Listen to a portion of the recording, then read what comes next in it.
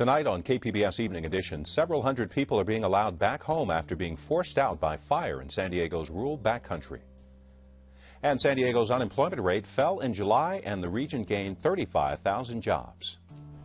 A lawsuit accusing Escondido of diluting ethnic voting power prompts a ballot initiative, and how a water gun fight at Balboa Park sparked a bitter turn in the San Diego mayoral race. KPBS Evening Edition starts now.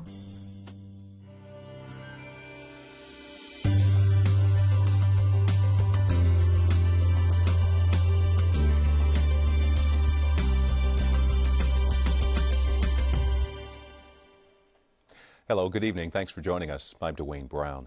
A stubborn series of lightning-sparked fires in San Diego's rural backcountry are fully surrounded. About 400 people have been allowed back in their homes in Ranchita and Santa Fe, while more than 22,000 acres have burned southeast of Julian. CAL FIRE says the Wilson and Stewart fires in the Vallecito area are nearly 90% contained. About 1,500 fire personnel are battling it from the ground and air. The first fire sparked by lightning Sunday night quickly spread over dry brush. No structural damage has been reported. CAL FIRE estimates the cost to fight the wildfires at $5 million. The U.S. Forest Service is changing its policies on mobilizing helicopters to fight fires at night. It comes after criticism the 2009 fire in the Angeles National Forest could have been avoided with night-flying helicopters. The same criticism was leveled at CAL FIRE in 2003 during the devastating Cedar Fire in San Diego County.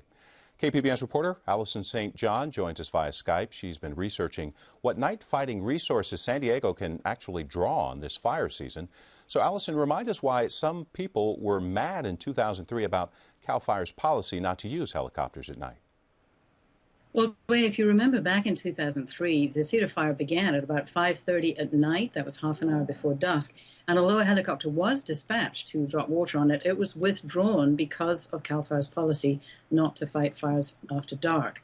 And that 5-acre fire subsequently spread to almost 300,000 acres. People died, thousands of homes burned. And how will the Forest Service's decision to acquire a night chopper affect San Diego? Well, it does mean that there's one more chopper that would be available for San Diego to call on if a fire were to start in the dark. Currently, that helicopter is scheduled to be based in Los Angeles. It won't arrive until next year. It will be available to us, of course, if there's nothing else happening up in Los Angeles. And there is already an agreement between the Forest Service and the City of San Diego's two fire and rescue helicopters, which are capable of flying at night. But this Forest Service helicopter will provide one more option. And what can San Diego rely on if a fire does break out again at dusk? So the city does have, and the county and CAL FIRE does have cooperative agreements with the County of Los Angeles, Kern County, Orange County. All those counties do have helicopters that are capable of fighting fire at night, unlike the County of San Diego, where our county has helicopters with the Sheriff's Department, but they do not meet CAL FIRE's criterion for flying at night because they are only single-engine helicopters.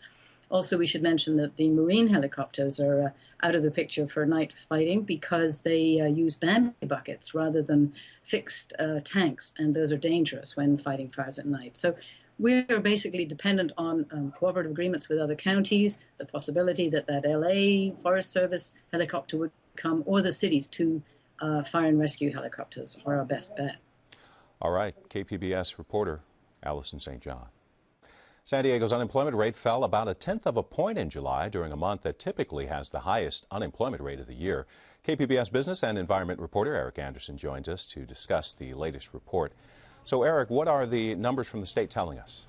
Well, initially you might think, ho-hum, unemployment rate down 1/10 of a point, not a big deal, because the rate is still up above 9%. But if you dig a little deeper, the numbers tell a much more optimistic story. The region gained 35,000 jobs in July when compared to last year.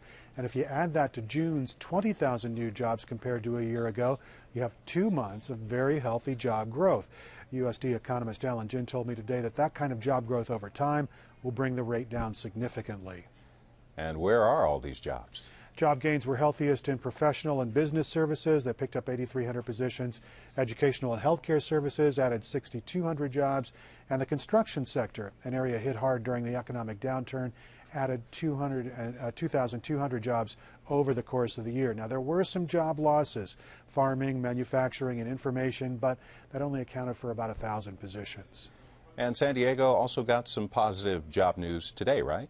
That's right. A large national healthcare company announced it's opening a pharmacy mail processing center in Mission Valley that'll bring 250 jobs to the region by the end of next year. And in fact, United Health Group, the parent company of Optum Rx, says it's going to create up to 1,000 new jobs in California over the next year. KPBS business and environment reporter Eric Anderson. County Department of Agriculture released its annual crops report today. Overall, crop values rose 2% since 2010 to nearly $2 billion. Even so, the total acreage of commercial crops fell about 1%. Fruit, nut crops, and avocados saw an increase of 24%. Noel Steely with the County Farm Bureau explains why. A lot of that is because the consumer is more knowledgeable of how healthy the avocado is. It used to be that it was a fatty, a bad fat. Now it's considered a heart food, and it's a much more popular item because of that. The report also comes with a warning. The Farm Bureau is concerned a small insect, the Asian citrus psyllid, will spread and threaten citrus trees around the county. The ongoing drought in the U.S. has caused the price of grain to rise. It's beginning to have a ripple effect on food prices around the world. Our Fronteras desk went to Tijuana to see how people are reacting. Mexico's government estimates the cost of the basic food needed to sustain a family has risen about 10% since late last year, and the price is expected to increase as the drought continues to affect both countries. Ana Maria Hadas shops for 8 people living in her Tijuana home. The rising cost of corn makes tortillas more expensive. The money she gets from her husband, barely enough to feed her household. Well, we buy less meat and we eat more vegetables. And that's all right, because one needs to be adaptable. Over at a butcher shop, Alejandro Andrade says meat has gotten slightly more expensive. So far, people have absorbed the increase, he says, but he and the owner are concerned about the future. He says the owner is prepared to offer discounts if business slows. Well, just last week, I heard something about price increases. With what they are saying, it's going to go up more. Mexico is asking for an emergency meeting with other G20 nations to discuss rising food prices. They want to avoid the riots seen in poorer nations during a food price spike in 2008. San Diego has reached a tentative agreement with its labor unions over its 401k plan for new employees. That means the city's hiring freeze could be lifted by the end of September. Voters, of course, approved Proposition B in June, replacing pensions for most new hires, excluding police officers. The measure still faces a challenge in court, and City Council must ratify the tentative agreement before the hiring freeze can be lifted. Amitha Sharma has more on how a water gun fight at Balboa Park has created heat in the San Diego mayor's race. The San Diego mayor's race turned nasty this week over a water gun fight that damaged Balboa Park's famed Lily Pond. KPBS Metro reporter Katie Orr joins me in the studio. Katie, before we talk about the mayor's race, there was some news out of City Hall today about a tentative deal reached with the labor unions. What do you know? The city had to reach an agreement with the labor unions to implement a 401k plan before it could hire anybody else. There was a hiring freeze in place. This, of course, is a result of Proposition B, the voter-approved measure that eliminates pensions for most new city employees. So this morning, the COO of the city, Jay Goldstone, told me that they had reached a tentative interim deal with the labor unions. They still have to reach a permanent deal, but once this is ratified by the city council in September, it will allow the city to hire people again. I see. Switching gears, Balboa Park's Lily Pond gets vandalized over the weekend, and suddenly the mess becomes part of the mayor's race. How did that happen? Well, the organizers of the event, there was a man listed on Facebook as the primary organizer. His name is Ken St. Pierre. Now, about a year and a half ago, he used to work at the San Diego Gay and Lesbian News. He does not work there anymore. But that paper is published by Jonathan Hale, who is the partner of Republican City Councilman Carl DeMaio. So there is no evidence that Hale was linked to this event, but Bob Filner came out with a press release saying that Hale is responsible or linked to the vandalism at the Lily Pond from this water gun fight. And why would he do that? What is Filner's strategy here? Well, Filner is trying to highlight the fact that DeMaio is a gay man. He's a Republican gay man. He is counting on the vote of a lot of conservative Republicans. And so it would seem, now Filner has not admitted this, but it would seem that he is trying to highlight this fact to make people uncomfortable and possibly take some votes away from DeMaio. Okay, I'm guessing that a lot of people know that Carl DeMaio is gay, but it still seems like a rather weak link. The fact that, okay, Jonathan Hale's website previewed this event, the water gun fight, and that a person who used to work for him helped organize this event. Still, Filner is saying, look, I did this because Carl DeMaio has said that he plans to give his partner, Jonathan Hale, a prominent role in his administration if he should become mayor. Right. Is that true? Has that been on the record? No, nobody can find any comments like that on the record that DeMaio has said Hale will be part of his administration. His spokesperson told the media earlier this week that he would not be. However, there is a picture that is going around of Jonathan Hale in Carl DeMaio's office with his feet up on the desk, holding a file that's marked confidential. That could be a joke. Who knows? But this is something that Filner is again trying to highlight to get people to take a second look at Carl DeMaio. And he is saying, listen, if this man, Jonathan Hale, is going to be a part of this administration, then we need to know what his connections are. We need to know more about him. But if he's trying to highlight the fact that Carl DeMaio is gay, does this not in any way backfire among his own supporters who are liberal Democrats? Right, and that's what makes this whole thing so interesting. Bob Filner is a liberal Democrat. He's probably as liberal as you can get, so it seems like a kind of a weird connection. However, there was a poll that 10 News commissioned from Survey USA that came out this week that said 15% of the people they talked to, it was about 230 people by the time they got down to this question, maybe 260. Of those, 15% said that they were going to switch their vote from Filner to DeMaio. I should say 9% said they were going to switch from DeMaio to Filner. However, DeMaio's camp took this as evidence that this stunt had backfired. However, we're still talking about it in the media. People are interested in this story. I have to say, all week, people have shown a lot of interest in this story. And so from that perspective, maybe Filner does win, just in that this has been the topic of conversation right now. So we're in August right now. The mayor's race and all campaigns usually just take off after Labor Day weekend. What does this say about the tone, the tenor of this race going forward? I think this is going to be a tense race. I think it's going to be nasty. We've had, there have been about 3 debates between these two candidates, the last 2 which came within basically a week of each other.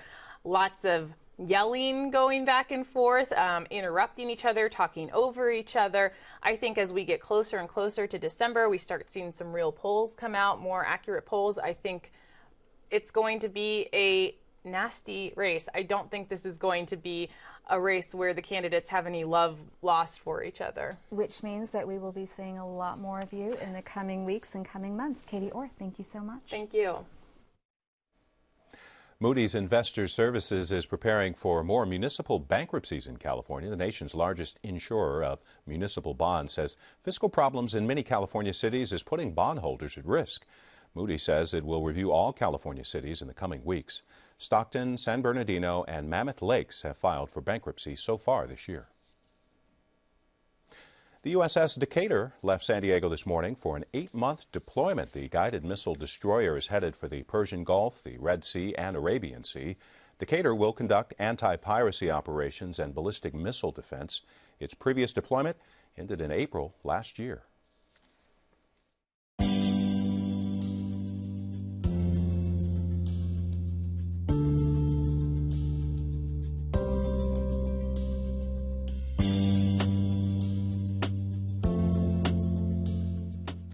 A lawsuit accusing Escondido of diluting ethnic voting power prompts a ballot initiative. Amita Sharma has more on the story. Escondido is the subject of a lawsuit which accuses the city of violating the California Voting Rights Act. The suit has prompted a ballot initiative that could shift the balance of power in the city. North County Times reporter David Garrick is here with me. David, in November, voters get to decide whether to carve the city into election districts. How did this issue get on the ballot? Well, it's been an interesting story. About a year ago, a conservative city council decided that they wanted to pay less for construction projects by not paying prevailing wage. Doesn't seem connected, but it is. So they said, we want to pass a city charter which will exempt us from paying prevailing wages, which are union level wages. And there was a shouting match at a public forum about it, and then all of a sudden, the State Labor Construction Trades Council, which is a labor union representing the workers who'd be affected by this, got some Latino residents together and joined up with some lawyers from San Francisco, and they filed a lawsuit against the city, saying that there's a pattern of racially polarized voting, and saying that there's only been 2 Latinos elected in the city since it was founded in 1888, and even though 49% of the population is Latino. And that's what the lawsuit alleges, that that's a violation of the State Voting Rights Act. So they're saying that the system that the city has right now, these at-large elections, discriminate against Latinos. How? Well, the idea is that Latinos are 49% of the population, but they're only about 20% of the registered voters. And so the Latinos, even though they have a significant part of the population, 20%, you'd think they should have a representative on the city council. But because every council member is elected by the entire city, a Latino candidate theoretically gets 20% of the vote, which isn't enough to win. So the idea would be that if you created a district, geographic district, that's based on where most of the Latinos predominantly live, which is the center of the city and the poorer areas of the city, then at least one Latino would get elected and they would have a voice. Even if Latinos didn't have power, they would have a voice to bring up the issues that are important to them, so that the people in City Hall, instead of being in an ivory tower, they'd be aware of what's going on in the rougher parts of town, because you'd have a city council member there every meeting telling them. And speaking of these issues that are important to Latinos, there has been tension within Escondido between Latinos and the white population. Give me a little bit of a history. Yes, as Latinos became a greater percentage of the population in the 70s and then particularly in the 80s and 90s, the city council and a lot of white residents were frustrated by it, especially because some of them were illegal immigrants, and there may be a little racist element to it as well. You know, you can't be sure. The city started to embark on some legislation, and pretty much all of it has either been thrown out in court or abandoned. But I think some of that also helps city council members get elected, because when you say to the residents, I want to do something, even if you don't end up doing it, it can help you with the polls if the residents feel the same way as you do about illegal immigrants. But the first big famous one they did was in 2006. They tried to force landlords to check the immigration status of someone before renting an apartment to them. It was immediately a lawsuit, and they got rid of it. And then since then, they've had traffic safety checkpoints, which force people to show driver's license and registration just driving through a checkpoint, like a DUI checkpoint. And a lot of illegal immigrants and even some legal Latino immigrants don't have those documents. So some have called that sort of racist or prejudiced against Latinos. And they've also tried to restrict parking in the center of the city, because a lot of Latinos maybe will double up and have 3 families or 2 families in a home. So there's been a long history. Escondido was also the first city in the county to try to pass E-Verify, which requires employers to check the immigration status of every employee before hiring them through a computer system, as opposed to the old-fashioned paper and pen way. So what is your prediction? Do you think that this is going to pass? I think it will. That the city could make a case to voters, we will be on the hook for a $3 million lawsuit if you don't approve this. And so I think that will do it. So far, they haven't started campaigning. It's August, and the thing is in November. And charters have passed in neighboring cities of Oceanside, Carlsbad, and Vista in recent years. So I think it probably will. And if it does pass, will it change the balance of power on this council? Do you expect to see more Latinos voted? I believe they have 1 Latina on the council right now. They do. I think what it'll guarantee that you'll have a Latino voice on the council forever, which I think is really important, because prior to Olga Diaz, who's the current Latino, being elected in 2008, and some would say because of Obama fever, I mean, she was not expected to win. She won a very narrow race, and it was during the presidential election where Obama got enormous turnout, and that has been considered a big factor in her victory. So she won't, and maybe what you call a fluke. Now you won't need a fluke, right? She was the first Latino in a long time. Now you'll always have a Latino on the council to sort of represent Latino interests. On the other hand, as Latinos continue to increase their numbers in Escondido, this may actually make it a longer process for them to gain control of the city council and get 3 votes out of the 5 necessary to have power, because you're going to have one. And that's an unexpected result. Yeah, you'll have 1 heavily Latino district, but you may not ever get to. It may take a longer time to get to 3. And we're going to have to close it there. David Garrick, thank you so much for coming in today. Thanks. Young illegal immigrants who qualify for a new federal live and work program can now get a California driver's license. The Department of Motor Vehicles says state law allows them to grant a driver's license to anyone with an employment authorization document.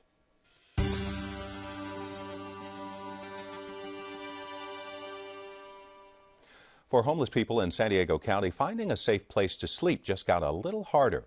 A week ago, the city of Vista pulled the plug on a program allowing people to sleep overnight in their cars. Cornerstone Christian Church opened its parking lot, but the city says the program needs to apply for costly permits and undergo public hearings to continue. Dreams for Change, the organization running the program, still offers an overnight lot in downtown San Diego. Reporter Acacia Squires brings us the story of one family taking advantage of it.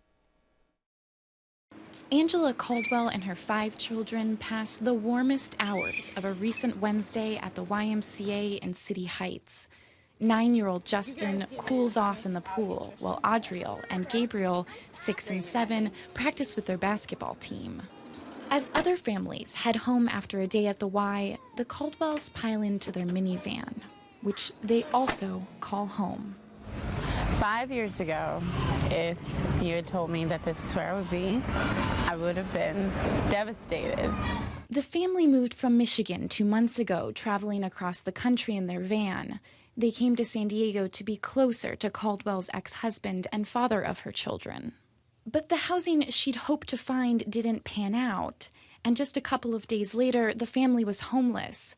She says she doesn't want to let that deprive her kids of their childhood, so she keeps them busy. In some way, when they remember this moment, they'll think, wow, we were homeless? Really?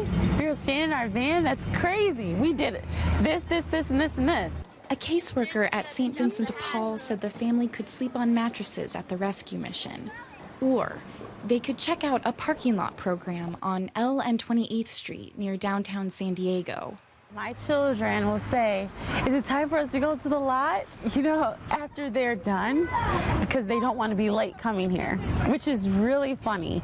But it also tells that this experience to them isn't like the worst case scenario for them. They actually look forward to the end of their day coming here for right now. The parking lot program provides a safe place for homeless people to sleep in their cars. Still, it isn't permanent housing. The Caldwells are on waiting lists for a few shelters around the county, but Angela says it isn't easy to qualify. Like some shelters that are for women and children only allow 1 or 2 children, 2 at the max.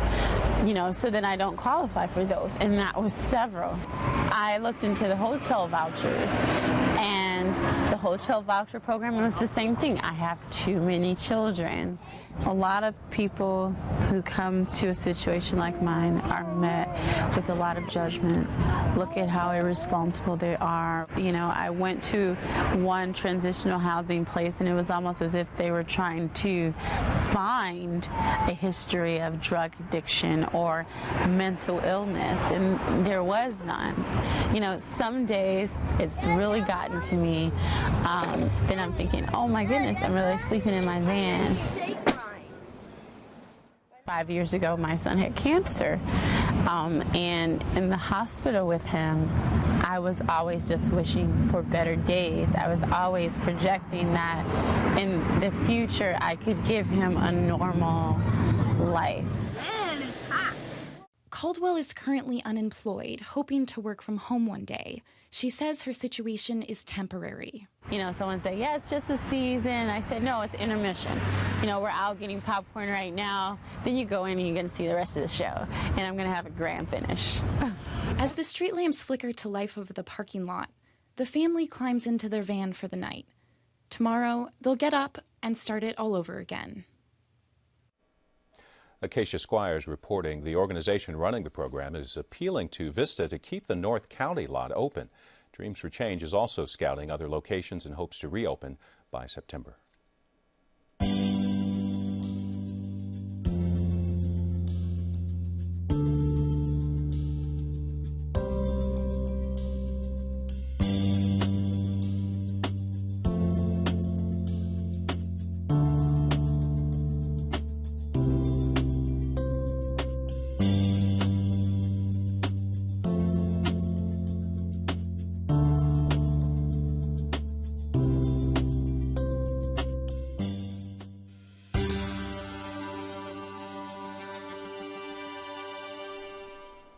Tonight in the public square, we had numerous comments on our interview yesterday with two women hoping to build a giant public market in Barrio Logan. The market would provide a consistent supply of fresh produce and artisan food. The user Me Too wrote on our website, "A very ambitious project. One can only hope this doesn't prove to be the death knell for the smaller neighborhood farmers markets such as Mission Hills and North Park, which some of us are able to walk to." Kat White, one of the co-founders of the Public Market Project, responded, "Not to worry, Me Too. Seattle has the Pike Place Public Market and also a vibrant network of neighborhood farmers markets. The more places there are to shop for fresh local food, the more people will become educated and stop tolerating lower quality food for their families." And Ruth Bernal wrote on Facebook, "Great idea. It's exciting to see that we are revitalizing our communities rather than expanding and destroying our wilderness areas." You can weigh in on the conversation by following us on Twitter, liking us on Facebook, and of course, you can email us. And you can find tonight's stories on our website, kpbs.org/evening edition. Thanks for joining us. Hope you have a great weekend.